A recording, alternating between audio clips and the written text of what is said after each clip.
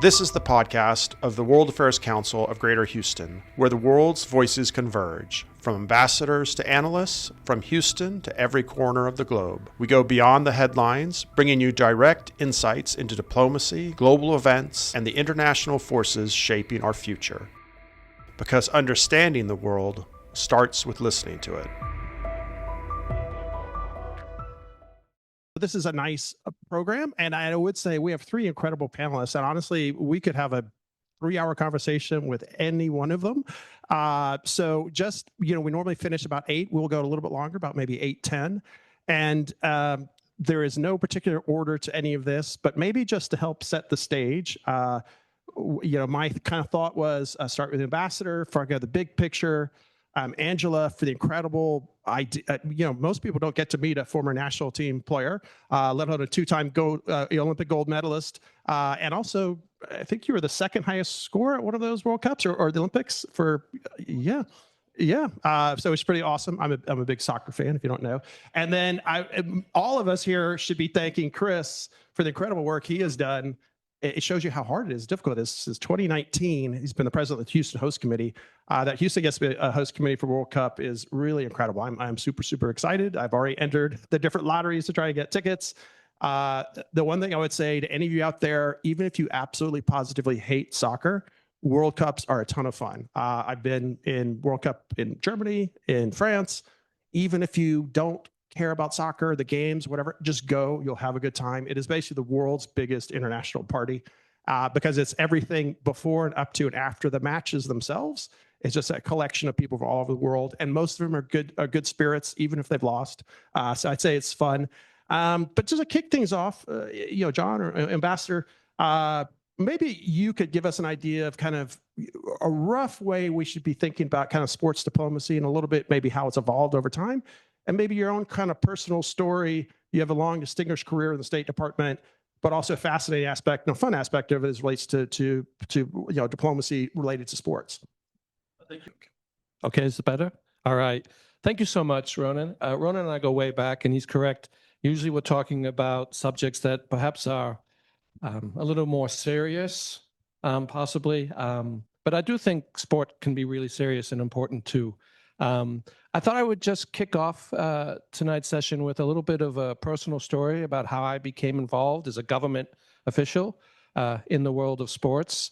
Obviously, you can tell from my accent, I'm not from Texas. I grew up overseas. So, I was fortunate enough to play soccer in London and Amsterdam, and it really is the world's game. So I'm a fan, I'm a player. I've been a coach for a long time, going through, the coaching badges from like Z. I think I'm up to B now, and I'm just about to get to that magical A pro if I ever make it. But, it's a funny story. As a government official, I wanted to share with you how I became involved in sports diplomacy, even though back in the day, I'm old, we didn't have a term for it. I was on my very first assignment in Washington, D.C., a new officer at the State Department, doing duty on a late night shift, and I got a call that was somehow routed to me from State Department Operations Center. I think it was because I was duty officer for international organizations, and I think they probably thought sport, that doesn't fit necessarily anywhere else, so we'll give it to the duty officer in that bureau. So I picked up the phone, and it was actually U.S. Soccer on the line, and after introducing themselves, they explained that there was a U.S. youth team playing in Cuba, of all places. And yeah, sport diplomacy, even though we didn't have a term for it, we were trying to do that even back then. But the reason they were calling was because a hurricane was approaching Cuba, and U.S. Soccer wanted the U.S. government to do something about it. Right.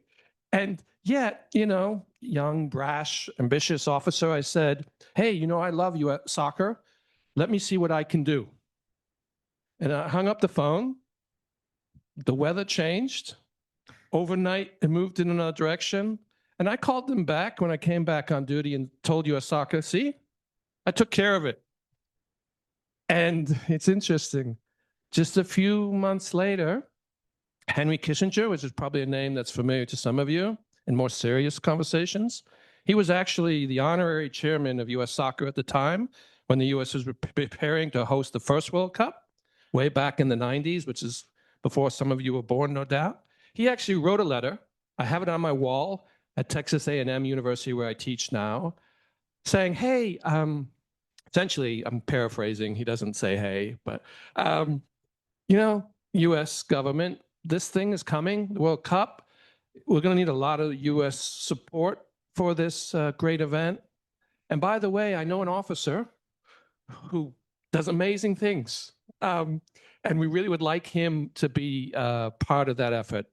That caused some consternation with my bosses, by the way, that they thought I'd somehow lined this up, and I hadn't. But that's how I became director for government affairs for 2 wonderful years back in 1992. I even brought along my credentials. I fished these off my wall in my office, just to remind me that government and sport have been teammates for a very long time, if you think about it. And while I do believe the World Cup is the greatest event on earth, I do have to tip my hat to the ancient Greeks and the Olympics. And truly, sport and nation and government, what we now call sports diplomacy, has been a long time partnership. People focus on the players appropriately in the game. There's a lot that goes on outside the white lines well before kickoff, years before kickoff, in terms of organizing something like a World Cup.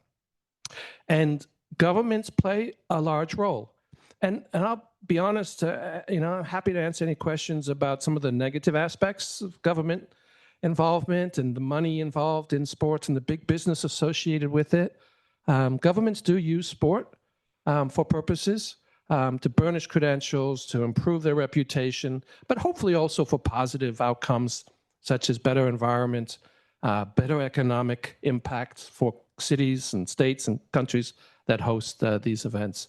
But I don't know if you fully appreciate how much goes on, and I'll just give you a taste of it, and then obviously we have wonderful other panelists with me.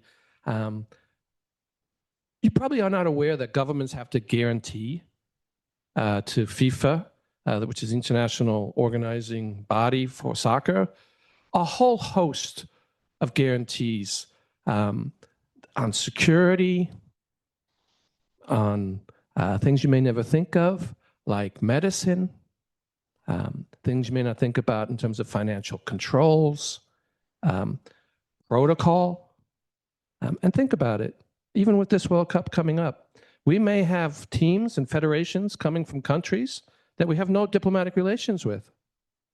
And yet, we have guaranteed that we will host and welcome these teams and these federations, their fans, the players, so that we can all enjoy what truly is the world's best game, which I'm biased, is, I think, soccer.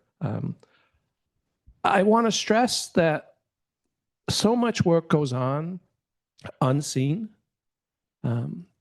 so that the people you want to see can actually get onto the field and play that game. And so I'm happy to talk in greater detail about what it takes behind the scenes to put on such an event. And I'd be remiss if I didn't mention the role, not just of the feds, the national government, but state, city.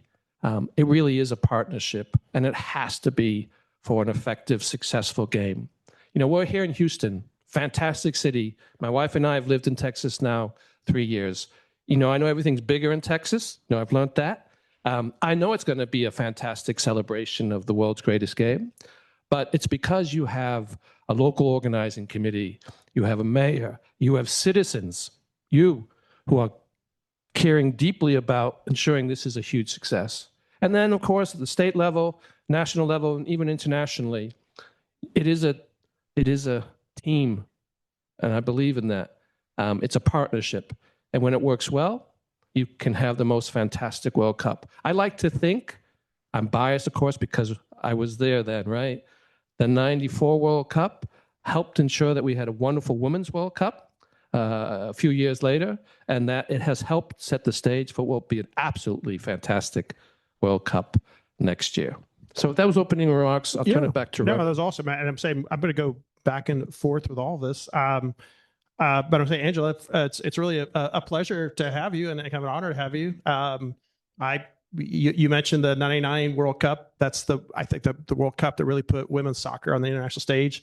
I remember following all those games, watching it in big crowds and bars. It was lots of fun back then. It's pretty cool to have actually a little bit after that, but one of the key U.S. players for a long period of time. You played in 2 Olympics. You played in 2 World Cups. From a perspective as a player and as an individual, I'm sure growing up you never imagined this, but what is it like to play and represent your country? What's it like to represent the United States? And maybe beyond just the incredible honor of it and the joy of it, is it also kind of a degree of stress and the feeling like I can't screw up. I'm representing the United States. It's not just my college team anymore, or something like that. What was that whole process like? You mean when the entire world is watching you publicly for the most intense moments of your life? That part of it, yeah. It's the ultimate. It's the ultimate experience. I think being a competitive athlete, and then individually just being a person who is constantly striving for excellence, constantly striving for mastery, to have the honor and the privilege to represent your country on the world stage is the ultimate experience, and probably unlike anything I will ever experience again. And, the ambassador talks about the work and what goes on behind the scenes to put on a spectacular event. And my first World Cup experience was 2003. And for those of you who remember or who don't know, that actually was hosted by the United States in response, because China was actually supposed to host that. But due to the outbreak of SARS, the United States was able to quickly put together the Women's World Cup in the United States. So, just kudos to everything that Chris and others are doing for what we know is going to be a spectacular event. And I think just looking at from a player's perspective, it seems a little bit more like ancient years ago. I think it is something that, the ambassador just alluded to. It brings people together. There's probably not another time outside of an Olympics or a World Cup, a sporting event, that would put so many different people and cultures in the same place to experience something much greater than ourselves. So to be able to be in an Olympic village, to be with other athletes who are the best of the best, and to then be able to witness that as a fan, to experience all of the work, all of the years of commitment, dedication, sacrifice, the adversity, the highs and lows, to see that put on a world stage in a pressure cooker environment, when the world is looking and watching. And that's why I say it's the ultimate experience. Ambassador discussed it kind of some of it at the national level, but the crucial local level, for any of you might recognize Chris, he was president of the Houston Dynamo for many years, president of the Houston World Cup host committee for Houston since 2019 or so.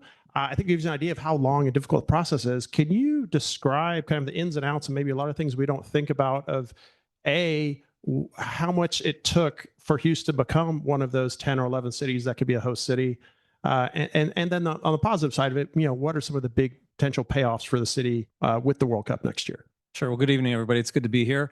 Let me talk a little bit about the bid process and how Houston became a host city. So the World Cup was awarded to North America back in 2018, and it was awarded to the U.S., Canada, and Mexico. It was the first time, by the way, that a World Cup is ever being held in 3 countries. It's been held in 2 countries before, South Korea and Japan back in 2002, and the last Women's World Cup was in Australia and New Zealand. But this is the first time ever that it's been hosted in 3 countries. And to the ambassador's point, can you imagine the level of government intervention and collaboration that goes into making this all work? But when the World Cup was awarded in 2018 to North America, the cities in Canada and the cities in Mexico were already decided upon. In Mexico, it's Monterrey, Mexico City, and Guadalajara. In Canada, it was originally Vancouver, Montreal, and Toronto. Montreal dropped out. But the U.S. cities, there were supposed to be 10 U.S. cities, was up for grabs. It was a competitive bid process. So I came in 2019 after 13 years with the Dynamo and Dash, and was asked to lead the efforts to go out and try to bring the World Cup to Houston. And I didn't know how to do that, to be honest with you. There's no playbook for that. So we went to work, we put together a plan, and we started to think about what we needed to do to convince FIFA to bring the World Cup to Houston. When it was last here in 1994, Houston was not a host city. Dallas was, but Houston was not. But what we realized very quickly was something that, for those of you who are from Houston and spend a lot of time working on Houston, probably realize is that FIFA didn't really have an impression of Houston one way or another. Not a good one, not a bad one. They really didn't know who we were, if we're being honest, right? FIFA's located out of Zurich, and we realized very quickly that, sure, they understood what Dallas was all about for some reason. They had impressions of Miami and, of course, New York and LA, even Denver, the pretty mountains in the back. But Houston, we had a lot of work to do to convince FIFA that this was an appropriate city to bring the World Cup to. What was great was that we have no weaknesses. Houston's hosted more major sporting events than any of our competition at the time since 2004. We've got great international airports, award-winning airports. We've got tremendous stadium and NRG Park with some representatives who are here tonight.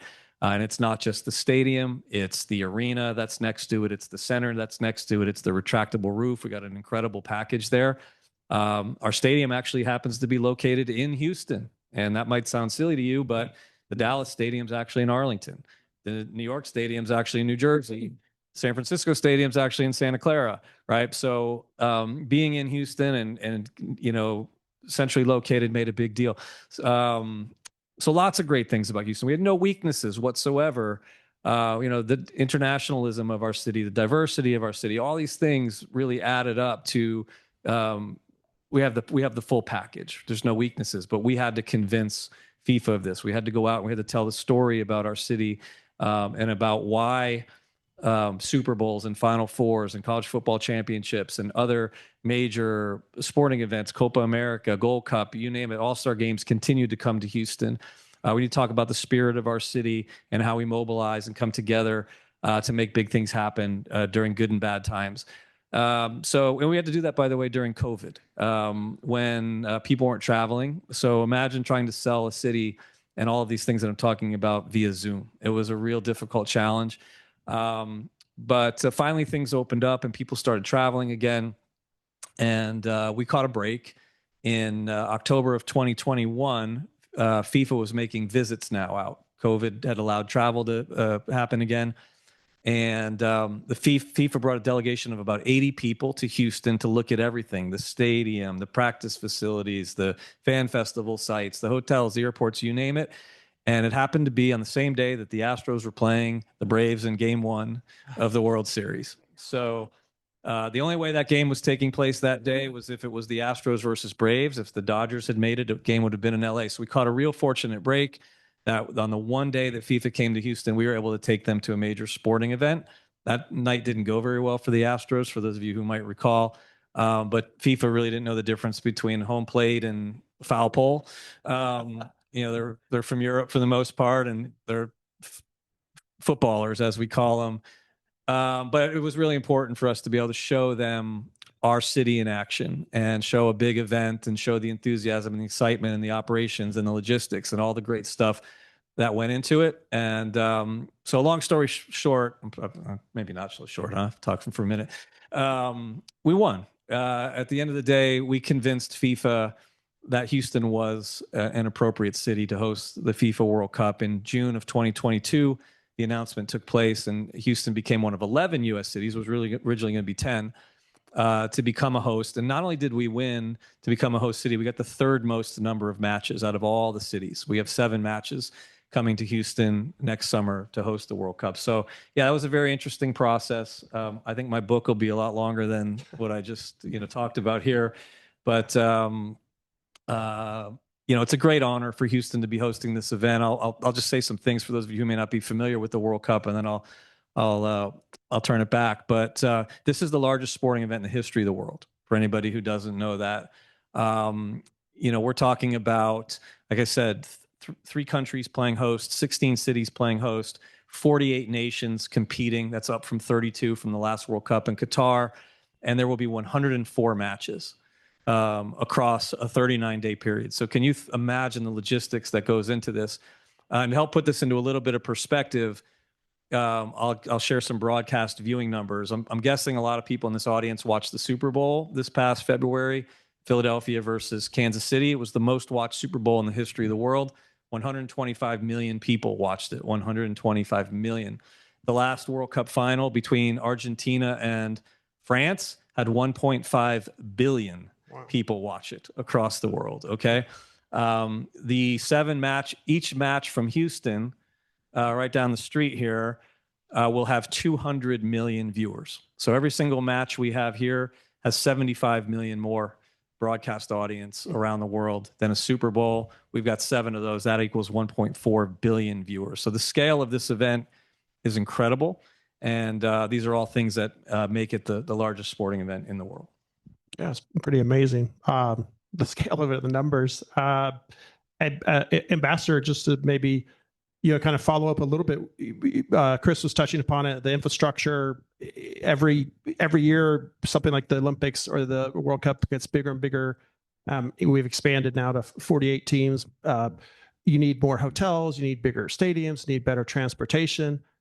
For a lot of countries, the World Cup's probably gotten too expensive to host. But there are some countries, even knowing they will lose money, perhaps lose billions of dollars, still will throw their hat in the ring, still want to host it. Can you explain kind of what is the thinking, the trade-off, say, between a country saying, we know we're going to spend tens of billions of dollars getting ready for this thing, we don't know what we'll get it back, but why they still think it's worth doing? Yeah, Ronan, it's a great question. I think Chris has pointed out just how big an event this is. It truly is an event that people stop and they go to the cafe or they go to their home or they bring people over. Everyone watches the World Cup, no matter where you are, what country, how well off you are. People find a way. They bring the TVs to the top of the mountain just so they can get the game. And there are benefits that matter for the World Cup, and that brings real benefit to the people of the country that hosts it. That's one major reason. I could spew the economic statistics at you. For the economic benefit for the city of Houston and the state of Texas in the United States is in the hundreds of millions of dollars in terms of people coming, staying in the hotels, visiting the restaurants in this fantastic city, doing everything that people do when they travel. That's a real economic benefit that matters, and it's one major reason why even a country that may wonder, they know it's expensive to put this on, but they also understand the economic return on that investment, which is why one reason. I think also, to be honest with you, it's a huge honor to host the World Cup. Countries compete, just like the cities do, to be hosts to this great event. And I think many countries want that international exposure and recognition. There are many countries in the world that people may have doubted, their ability to host something like the World Cup. You can think Qatar, for example, or maybe even Saudi Arabia in the future. Heck, even South Africa. People doubted the ability for a country to organize an event such as the World Cup. I've been to almost every World Cup since 1990. I'm that old, right? And I'll tell you, I was skeptical too sometimes. But the World Cup is amazing in terms of unifying a country so that everyone comes together to put on such a great event. And sure, we could talk about sports washing and countries do this to burnish their reputation. Heck yes. And it does. I'll tell you also, back in 1991, when the U.S. had won and, was starting to gear up in 92 for an event that's still years away, there were doubters. There were skeptics. America is not a soccer nation. There's no culture of soccer here. It's too hot in Orlando to have these games. America's infrastructure isn't sufficient to accommodate all these visitors. They won't be able to get to our wonderful stadiums. Well, you know what? More people attended that World Cup than ever before. More people watched that World Cup than ever before. And I think it proved that this country is a soccer nation. And it's led to such great things as the league, men and women, the opportunity to host the World Cup again with our neighbors, Mexico and Canada. So I understand some of the skepticism about how countries win the right to host the World Cup, but I've seen the benefit as well. And I've been to many of these hosts where there were doubts about the capability or the ability. I too was skeptical at times, but I've seen with my own eyes the unifying effect of the World Cup, the great passion that fans bring to the World Cup. It is a celebration of sport. And, in terms of dollars and the economic return, it is important. And it will be a wonderful, I think, opportunity for Houston to showcase all of Houston, not just the game and the stadium, but this wonderful city and the great state of Texas as well. Angela, just to kind of bring it from your international career, as Marianne noted, you played over 100 caps, means a time where you're playing representing your national team all over the world. Professionally, you've played with players from all over the world. You came to Houston last year to become the president of women's soccer, basically the president of Dash, the Dynamo of the Dash, or Chris could talk about it as well. But could you, and then Chris, if you'll follow up on it, can you talk about the internationalization kind of soccer in terms of the number of American men and women going to play other parts of the world, and then also players from all over the world coming to play in the United States and maybe Houston in particular? Sure. I think one of the most incredible parts about being in Houston, and this is via Los Angeles, where I felt where LA was very diverse, but I think there's a nuance here, which is the community itself seems close here in Houston from my experience so far, which I think has been really incredible. And although Chris was more business operations with Dynamo and Dash, part of what I'm excited about with this World Cup is from a recruitment perspective, it's not necessarily an easy sell just to say, hey, come to Houston, in terms of when we're talking to both domestic players as well as international players.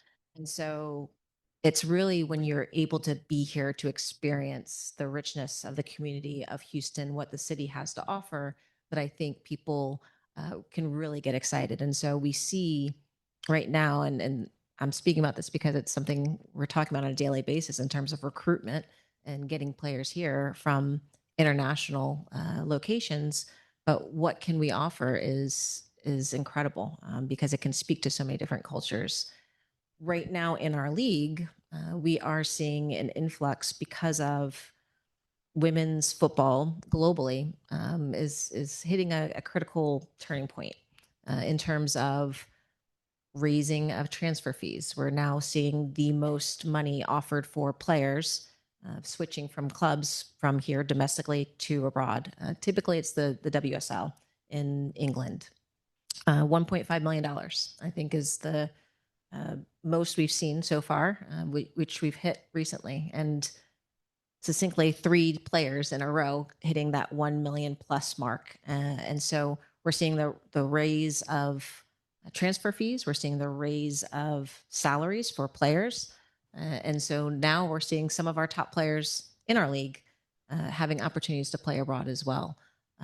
It's not something where I feel necessarily concerned, because I think this is very much a testament to what we're doing in this league domestically and how we're developing talent and that they are being recognized in a global market now. But I think this is a real fantastic opportunity when we talk about displaying our city to attract even more talent here domestically in our country, but also for the city of Houston. And then Chris, obviously you have deep experience in it. Could you kind of discuss that from the men's side in terms of professional soccer in the United States? And then maybe just to follow up on what you discussed before, can you discuss how everything will break down in terms of Houston? It was interesting, we were talking before the program. what responsibilities you have, the city has, FIFA has when we host next year. Yeah. So soccer's the world's game, and it's played around the world. If baseball, we've got the best baseball league. Football, we got the best football league. We got the best basketball league, best hockey league. But we don't have the best soccer leagues. Why? Because they're new.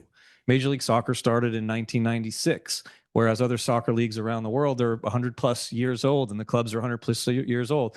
National Women's Soccer League started in 2013. It's a little over a decade old. So we are building something here.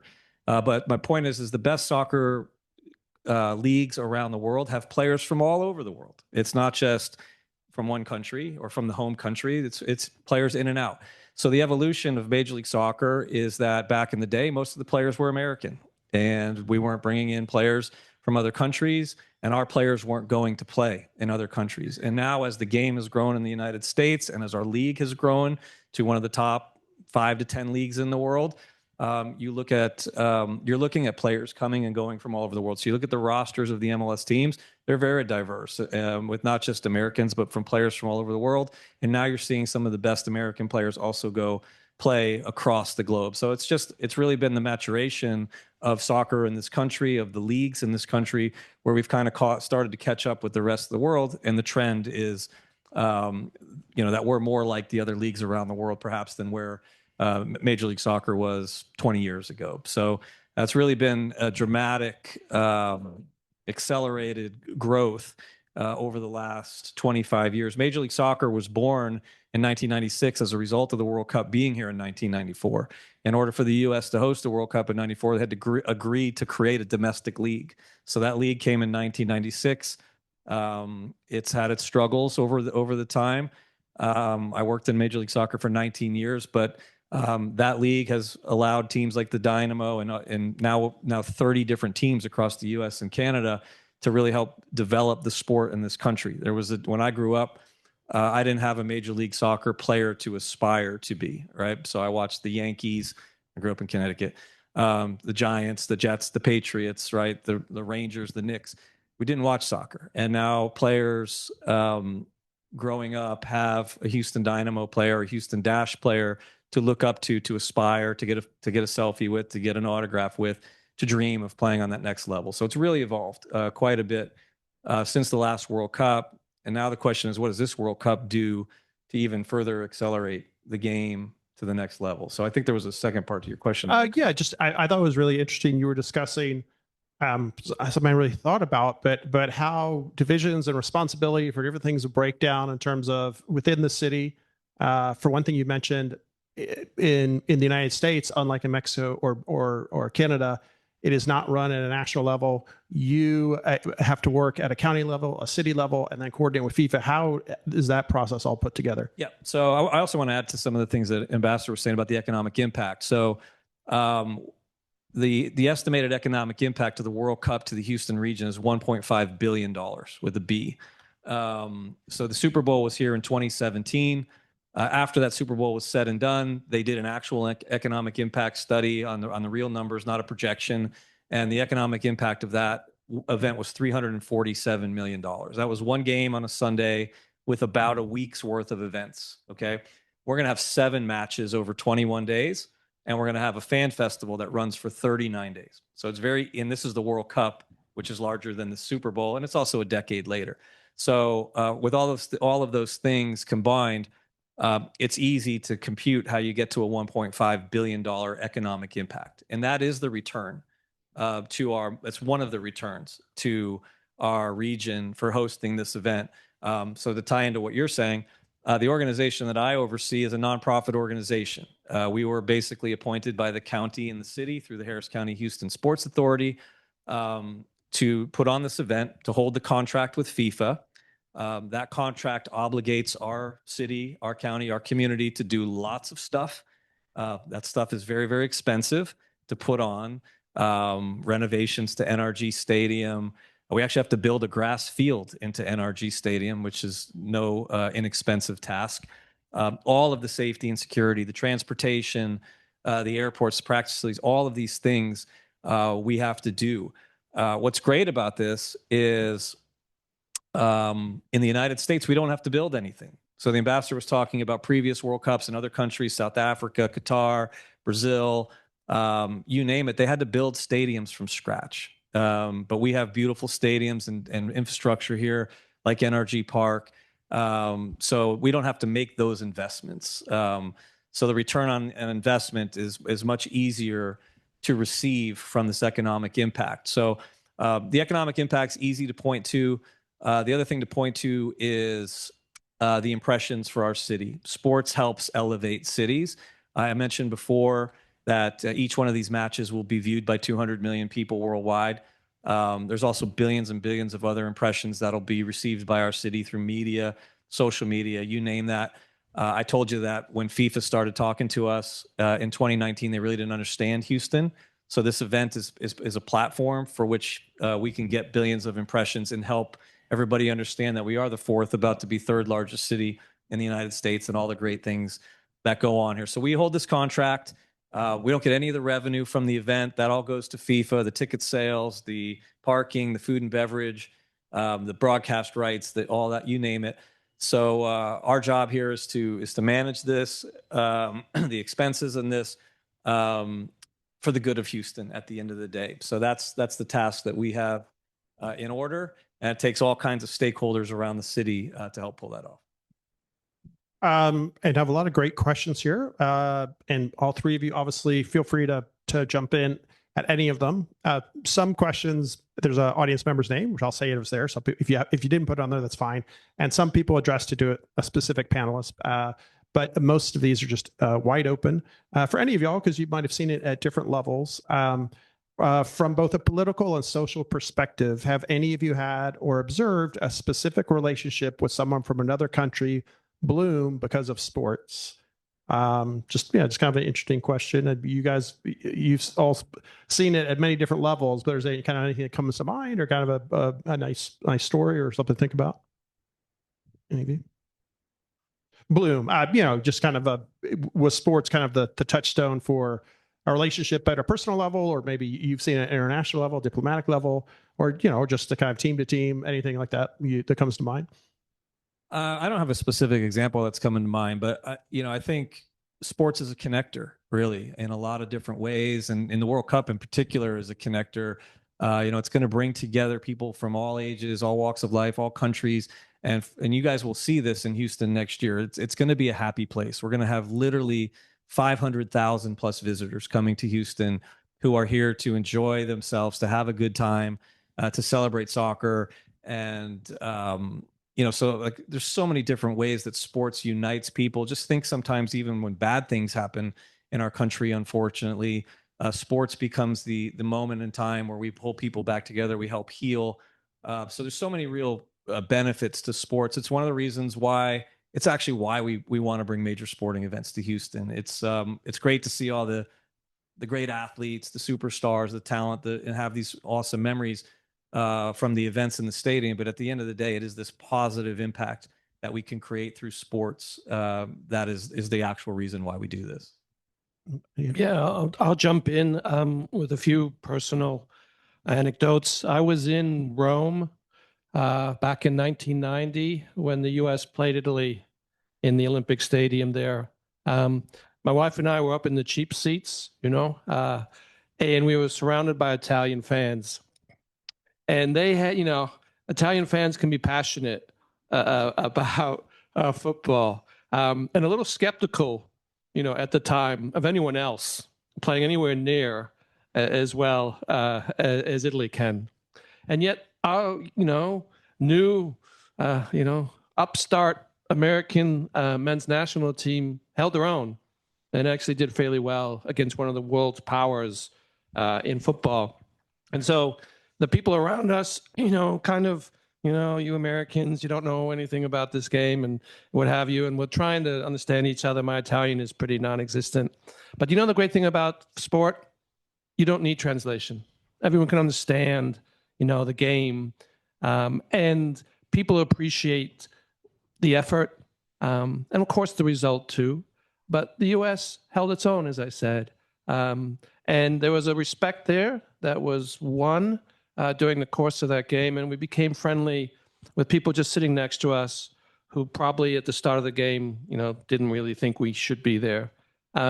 Another country, another example, we all know that Iran is a particular focus in terms of geopolitics and their relationship or not with the United States.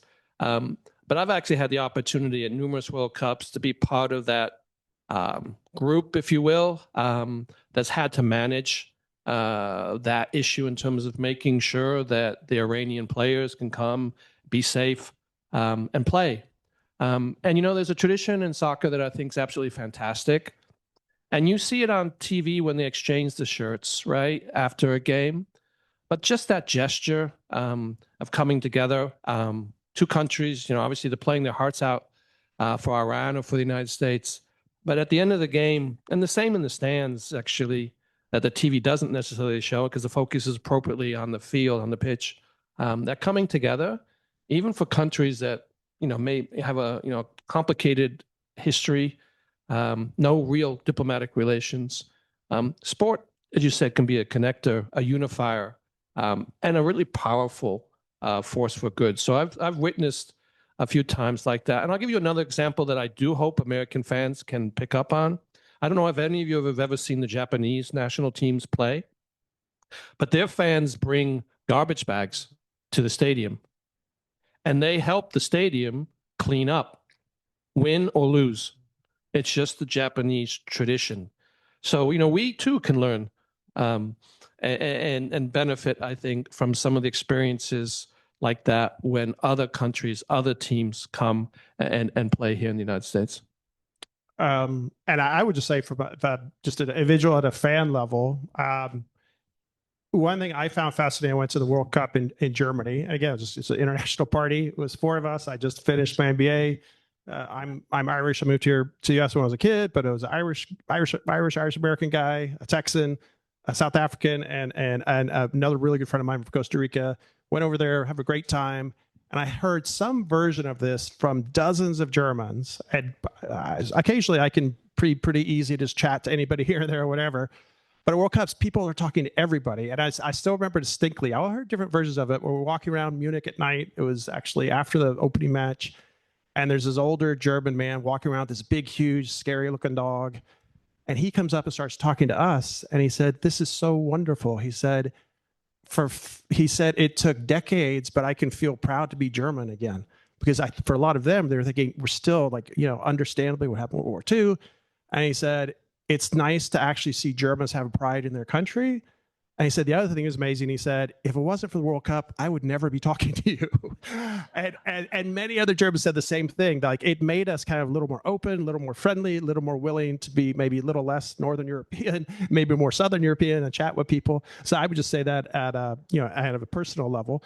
And this is, maybe just getting back to the logistics of it. Obviously, Chris, you probably know the most of it, but there are a lot of questions about in terms of how it will be hosted in Houston.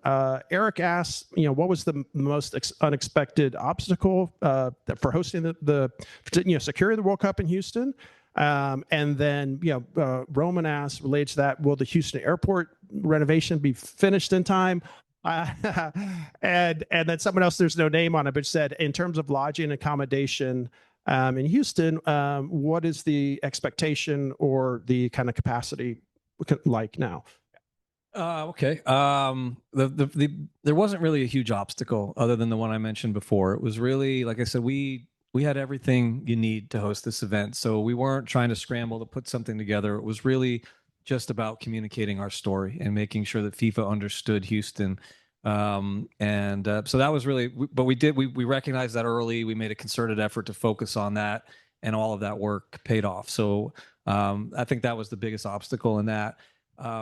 The airports are going to be done for the most part. There's still going to be some work going on at Terminal B, but the international airport is scheduled to be terminal is scheduled to be done by January, and we've been working very closely with the airports on that. They understand the importance of being ready and welcoming the world. Like I said, we have a lot of people that are going to be coming through our airports, and I think there was one other. Yeah, I mean, just the overall logistics of it, hotel capacity, transportation. Yeah. Again, the good news is we have plenty of hotel capacity. Again, when was one of the reasons why we were effectively won, is that we're able to say we have enough hotel rooms here to accommodate the massive fan bases that will be coming through. So they will be full. They will be full from Galveston to the Woodlands down to Sugarland, Pearland, you name it. If you have an Airbnb, you're probably in a really good spot as well. But we definitely have the capacity to handle the crowds. We didn't have to build hotels or get crazy and bring in a cruise ship or anything like that to find incremental space. So luckily that's in place here in Houston. And then just a logistics at a national level, maybe Ambassador, there are two questions kind of in that vein. Sabine asks, for the World Cup, are there any countries that would say be forbidden to travel to the United States? And how does FIFA deal with, those kind of diplomatic difficulties, I suppose, perhaps between countries? And Linda asks, do you anticipate any problems with visa and immigration for people coming from, players coming from countries that the United States may not have best relations with? Yeah, I really appreciate to use a different sport, softball questions like immigration and visas. I'll start with the security side. Governments give guarantees to FIFA as part of the bidding process to win the right to host the World Cup. And one of the key guarantees, of course, is if a nation qualifies for the World Cup, they will be able to play at the World Cup. That's fundamental. And I'm certain that that will be honored. We've had the FIFA president multiple times in the White House, visiting with President Trump. There is a task force that's situated at the White House, led by Andrew Giuliani and then Carlos Cordero from the soccer world. So you have that partnership again between the political and sporting worlds here in the United States, focused on the World Cup next year. There's been supplemental in Congress, a bill to fund not just the running of the government, but also some of the security costs associated, not just to protect the teams, but protect everyone, including yourselves, so that this is a completely safe and secure and welcoming environment in all of our host cities. The State Department that I used to work for 35 years is pulling out all the stops. In some of the countries where there's already high visa demand, like places like Brazil, Mexico, and others, the wait times are coming down. I'll be honest with you, it's a challenge. I think everyone's trying to communicate that if you're interested in coming, and we know a lot of people are, start early. We've already talked about how long it takes to put on a World Cup. We were trying to get the word out that, if your country's qualified, apply for your visa, not just for your tickets. You need both. And so those wait times are coming down, but it is, to be frank, a challenge. And so our government is working on that. I don't have a crystal ball. I do recall back in, I don't know when it was before the 94 World Cup. I went all the way out to Qatar. All right. So this is decades before they hosted the World Cup, but they had the regional qualifying tournament then. And we had countries like Iraq, Iran, North Korea, all potentially on the verge of all qualifying. And sure, it caused some, head scratching as to what would happen and what we would have to do. But we were committed, and that's why we went, to talk to these countries, to talk to these teams, to work out the arrangements to make sure that they could participate in the World Cup. Another interesting anecdote about 1994, a country you may not think we have a difficulty with, but England didn't qualify in 94, right? The home of soccer, if you believe, the EPL. We spent a lot of time working with the English, the government, the FA, because back then we had hooligans and there was violence in many games in the United Kingdom, and we were concerned about that. So we took a lot of precautions to make sure that it would be a very safe environment. In the end, England didn't qualify. And so we're doing, and I'm confident the U.S. government at a national level, but together with our state and local partners, everything that is needed to protect everyone at the game. And I mean not just the visitors, the fans, but also the players. One thing that people may not know about the State Department is we have an arm called Diplomatic Security, and they're responsible for the protection of our national teams. sporting teams. So we always have State Department agents in the stadiums, at the training facilities, helping to protect our treasure, our best players, no matter where they play. And that includes here in the United States. It's a great, and Angela, I think you're by far at all levels experienced at best for this question. But Chris, obviously, with your deep experience as an executive for the Dynamo and Dash, you want to touch on it and follow up as well. There's not a name on this, but someone asks, how can men and women's national teams identify and develop top talent at a young age without relying on our current system that often only has access to players from certain socioeconomic backgrounds? Yeah. Softball. Yeah. It's a work in progress. That's the best answer. And there's no straight answer for that one. Chris is chuckling because very much knows that's true. And I think it is about looking at how our models, our systems are different here domestically than they are in the rest of the world. Pay to play is a very real model, which is not necessarily inclusive. It does exclude a large group of population of young people who don't have access to safe playing fields, equipment.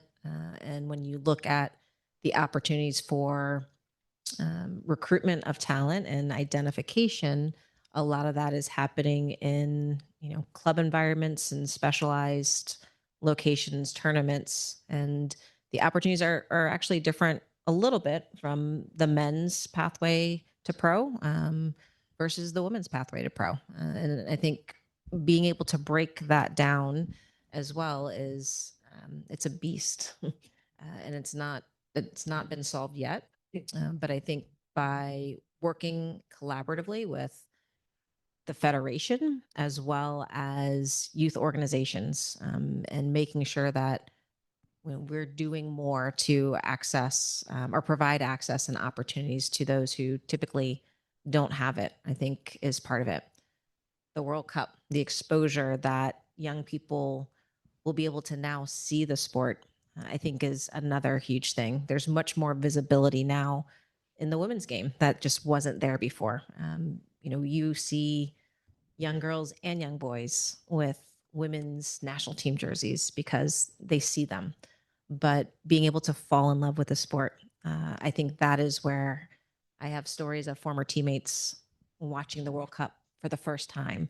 And that's when they fell in love with the sport and then became a player themselves. So first and foremost, it's the access. It's being able to put these world events very close and tangible so that people can young people can start to fall in love with the sport as well. Yeah, I mean, I won't add too much to that other than there's just a massive cultural difference between how we approach sports and youth sports and the development of athletes here, in particular on the soccer side, compared to how it's done internationally. And there is no simple answer to that. It's going to be a long-term process. U.S. soccer has been trying to solve this forever. Maybe we've made some inroads. Certainly having pro leagues in our country is a good start, and these pro leagues having youth academies now. But it's like I said, we have a cultural battle to overcome here in terms of how we're developing athletic talent, and it's quite different than Belgium, Holland, Germany, lots of places around the world. So it's good. No easy answer to that one. More softball questions for you, Ambassador. And I will say we were actually looking to do something with Astros. We'll probably do that maybe in early 2026. I should note what is equally awesome for Houston is one of only 4 host cities for the World Baseball Classic, was hosted next year. I think it's one of only 2 American cities. It'll be hosted in Tokyo, Miami, Houston, and actually, I think San Juan, Puerto Rico, I think is the 4th city. So very cool for Houston. But yeah, in line with more softball questions, Ambassador, 2 questions that this one doesn't have a name, but says, can you describe the extent to which corruption plays a role in sports diplomacy? And then Leonardo, and I think it's Leonardo, who I believe, it's the one I'm thinking of, is Brazilian. So he's not knocking on Brazil. He is Brazil himself, I think. Leonardo asks, past World Cups in Brazil has had huge corruption scandals. How does the U.S. mitigate anything related to that? And then kind of in line, Two questions. well, they're both about corruption, the issues of corruption. And then, and kind of related to that side of things, Beverly asks, can you talk a little bit more about the legacy programs for human rights and maybe sustainability in the World Cup? Yeah, I mean, important questions, and I'll do my best to try to answer them.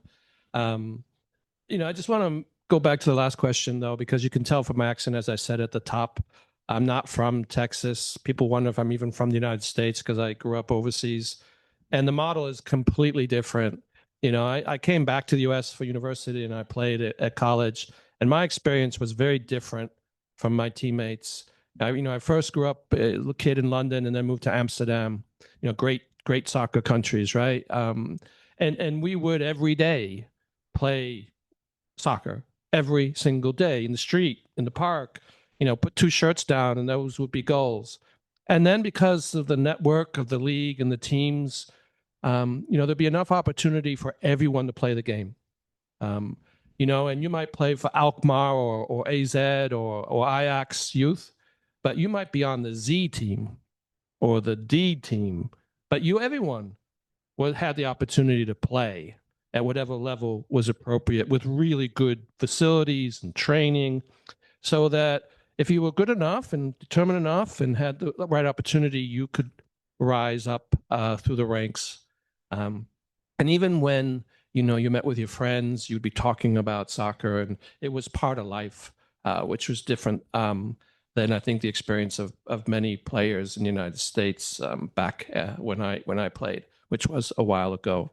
But the issue of corruption is real. I'm not going to sugarcoat it. We've heard some of the economic numbers that are associated with something as large and important as the World Cup. And as I said, I too was a skeptic about some of the processes when certain countries were awarded the rights to host the World Cup, typically because the U.S. didn't get that opportunity to do so.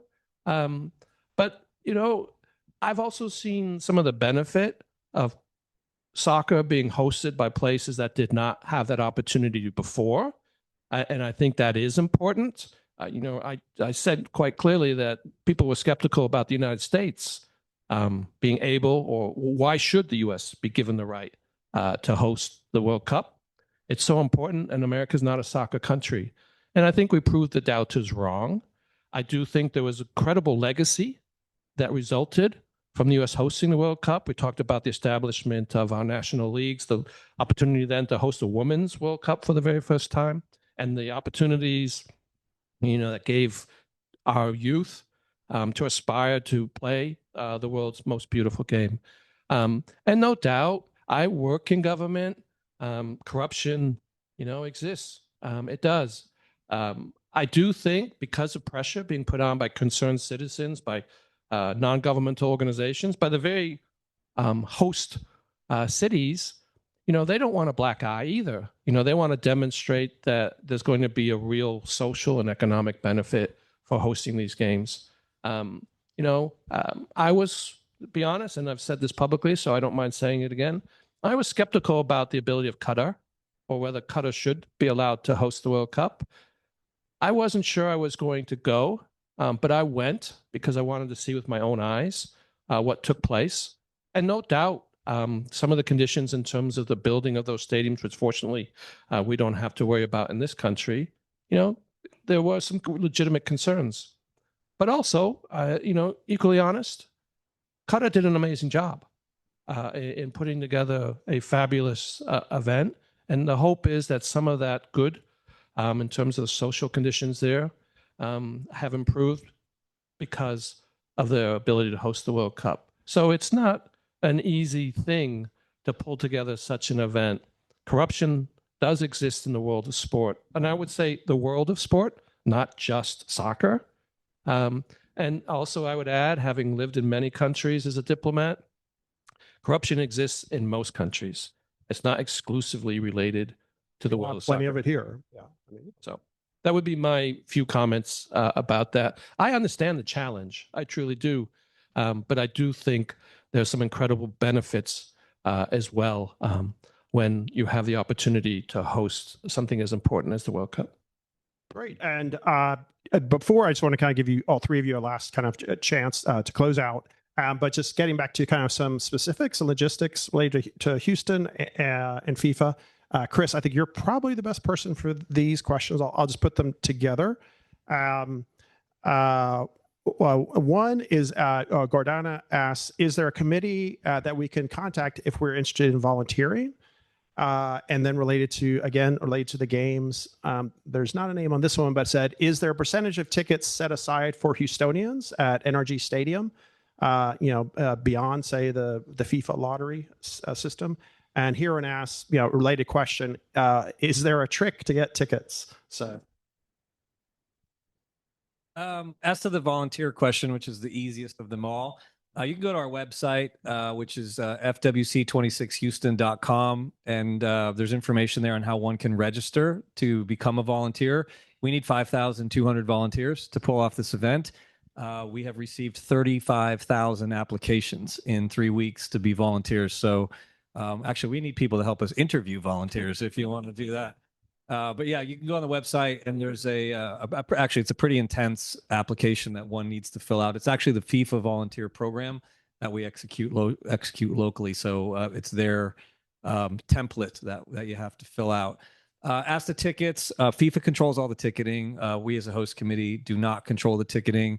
To my knowledge, I'm not aware of any system that reserves tickets for Houstonians or anything like that. I believe that I don't know that for a fact, but that's my belief. And I also believe that, everybody is subject to the same process by which to get tickets. And right now, if you have a Visa card till tomorrow, you can go on and you have to go to FIFA.com/tickets. You have to fill out a form to get a FIFA identification number. With that number, you can then go register for the Visa pre-sale draw.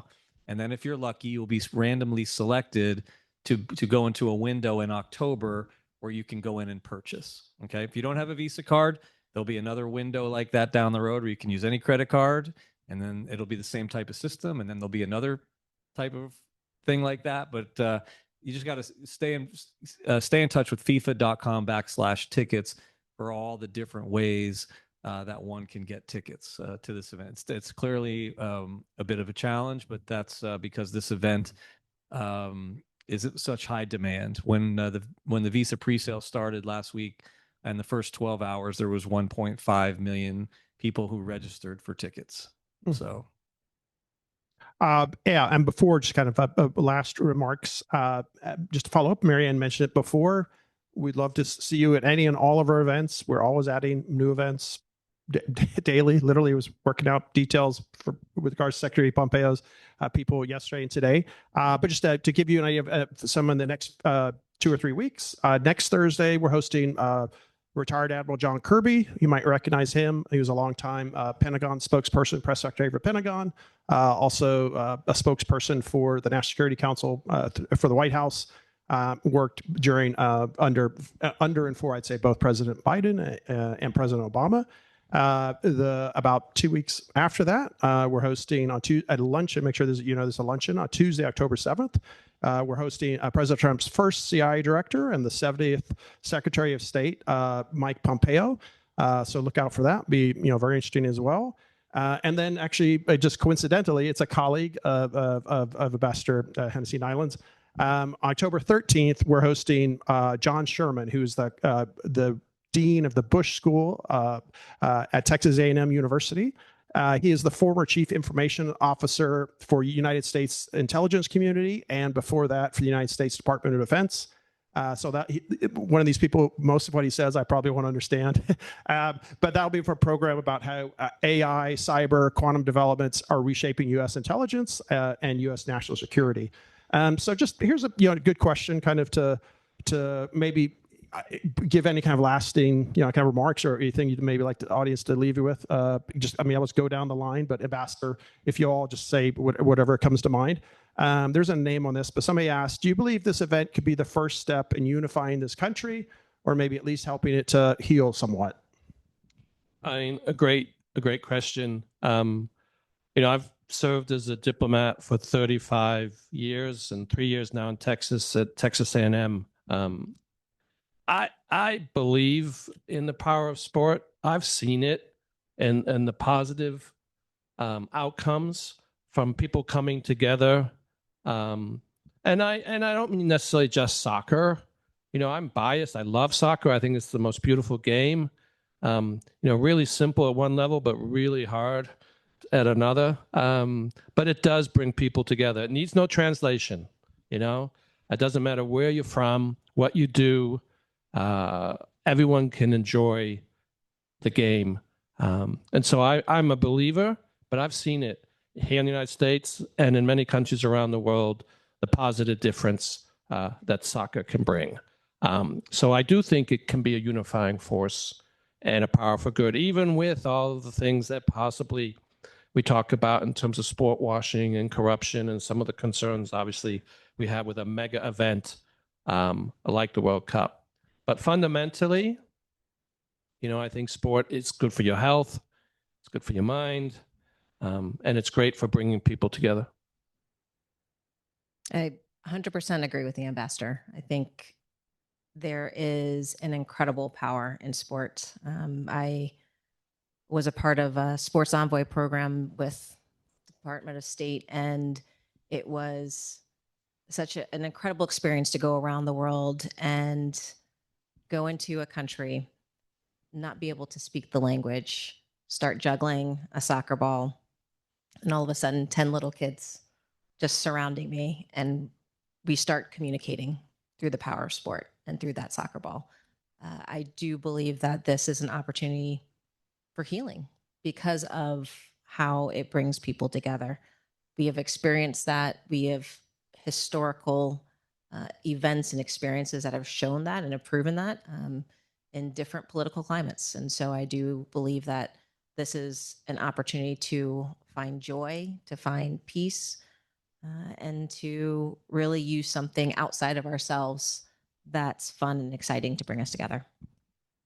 Yeah, I mean, without a doubt, there's going to be numerous legacies that are created by this World Cup and long-lasting positive impacts. But we could all hope and be most optimistic that would be the greatest legacy of them all, if this could serve as a unifier and help bring people together. And will we all please join me in thanking our three incredible panelists? And it was excellent. And to all of us, go USA next year, the World Cup 2026, and go Houston. I'm really looking forward to it. It's going to be an awesome year.